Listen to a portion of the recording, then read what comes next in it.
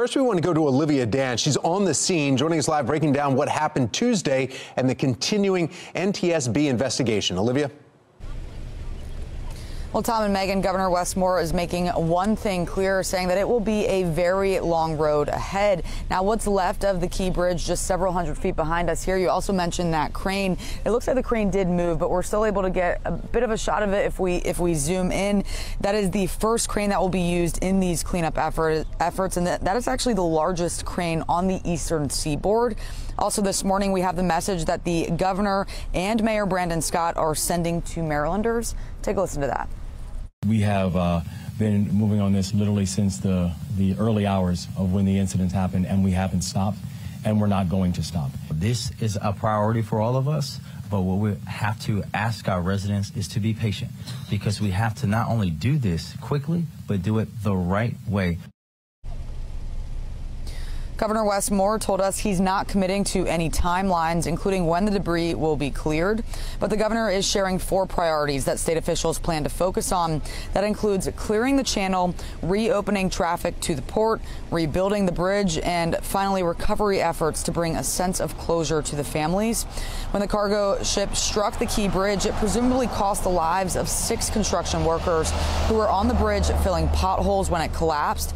Moments before impact, the crew on the ship sending out a Mayday, jump-starting the Maryland Transportation Authority police into action.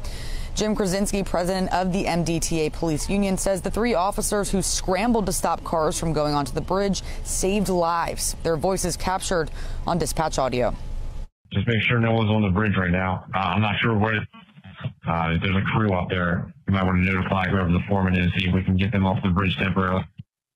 10-4. Once the other unit gets here, I'll ride up on the bridge. I have all interloop traffic stopped at this time. I've spoken to these officers, and they each told me that they had approximately 25 to 30 cars behind them. That's almost 60 people that would have been on that bridge and fallen in the water had they not stopped the traffic. And the officers were unable to get to the construction workers. We now know that those construction workers are presumed dead. Just devastating, heartbreaking news. Also, the governor released a tip hotline. This is for unemployment insurance for workers affected by the collapse. And you can see the number right there on your screen. But for now, reporting live in Dundalk, I'm Olivia Dance, Fox 45 Morning News. Olivia, thank you. Meantime, the bridge collapse has put Baltimore in the national spotlight for the past few days. Now, some critics putting a spotlight on Mayor Brandon Scott. This is what social media does to so many public figures. They malign them, and social media wins when they can get a reaction. The mayor is involved in a crisis right now with the collapse of the Key Bridge in Baltimore, and what you have to do is rise to the occasion and to be a leader and not engage in those kind of ad hominem attacks. Well, Shannon Lilly joining us live here in studio with some who are questioning the way the mayor is handling his critics. Shannon?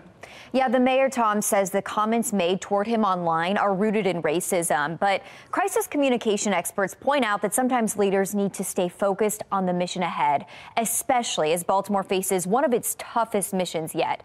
In fact, the criticism came just hours after the news broke of the Key Bridge collapse. Social media accounts calling Mayor Scott a DEI, or diversity, equity, and inclusion mayor. It's a term that some have used to attack diversity efforts or insinuate that the position was not earned. And on cable news Wednesday night, Scott was quick to fight back.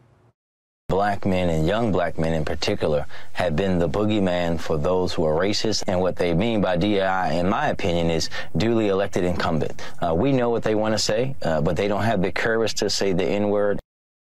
And now others are weighing in. State Senator Charles Sidnor of Baltimore County calls the comments racist, but also doesn't want them to detract from the real crisis.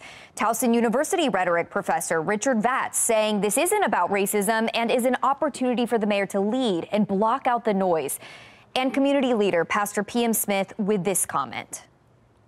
You don't punch down. He ought to just ignore that and let others talk about it.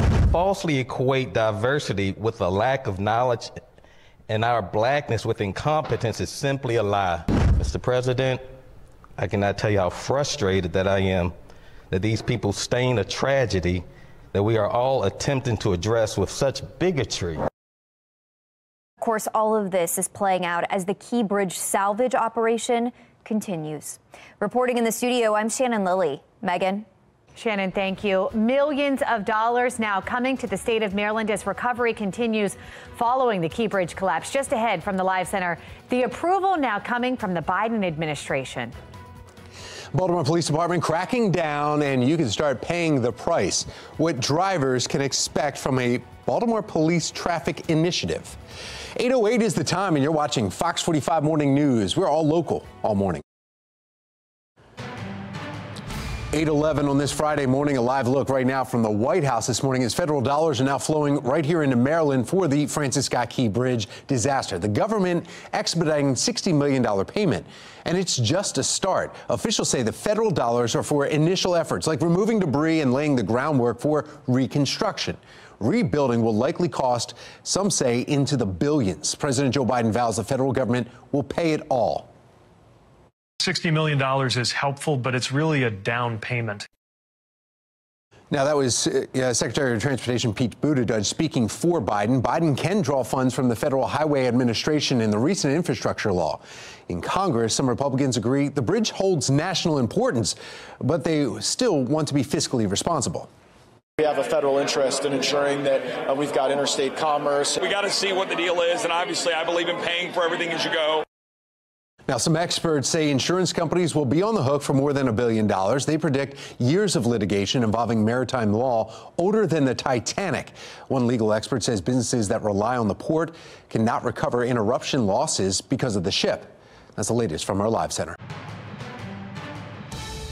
No one ever expected a once in a million bridge collapse, but here we are. And so now it's our job to do what we can to help people weather it so we can build back stronger. Lawmakers in Annapolis, they're up against the clock to pass legislation ahead at the end of the session, April 8th. And now another massive item is being put on the fast track. They are working to introduce and pass an emergency bill to help the workers in the Port of Baltimore. And while the details are not finalized, Senate President Bill Ferguson says that urgency and the desire is there to pass the legislation. The first time where the public and private terminals and the direct jobs associated with the port are stopped. Full stop. You don't realize the power of the economic engine that is the Port of Baltimore until it's gone. And sadly, at the moment, it's gone. Well, this morning, Olivia Dance is joining us live with more on what is next to ensure this bill is passed and makes it to the governor's desk before the end of the session. Olivia. Well, lawmakers are making it clear, Megan, that this bill will get done, and there likely won't be a partisan divide. Lawmakers say that they want to offer support for the workers and businesses impacted by the Key Bridge collapse. Take a listen. We want to make sure there's enough money there from the get-go. Of course, the Board of Public Works has some budget flexibility as well if we need to extend that out, but it's a good thing we're still in session and the budget is still open for us to find a solution here. We have got to take care of these men and women. The goal of the bill is to offer direct assistance to the some 8,000 direct jobs and 15,000 indirect jobs impacted by the sudden stop of shipping at the Port of Baltimore. All eyes are on Senate President Bill Ferguson and others as the language for the Maryland Port Act continues to evolve. That uncertainty, I think, is just really crushing folks and frankly, just making them really scared. So there are people that are out of work today because the port is closed. This is when it is important to have a safety net. Senator Ferguson says the bill will also provide assistance to small businesses who want to keep their employees on the payroll and offer subsidies to businesses who may have to relocate or move supply lines to other ports, ensuring that business comes back.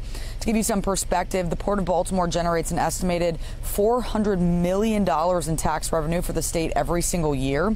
And jobs associated with the port, according to Senator Ferguson, are responsible for $3.3 billion of personal income annually.